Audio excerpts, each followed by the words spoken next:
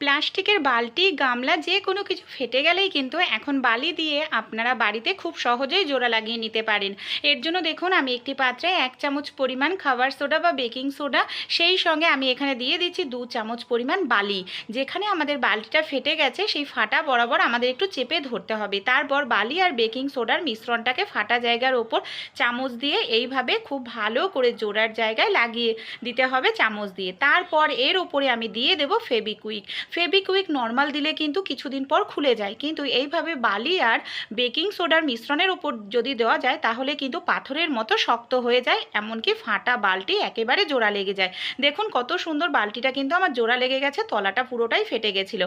এবার আমি আপনাদের বালতিটার মধ্যে জল ভরেও দেখাবো, এমনকি জল তুলেও দেখাবো, এক ফোঁটাও জল কিন্তু পড়বে না।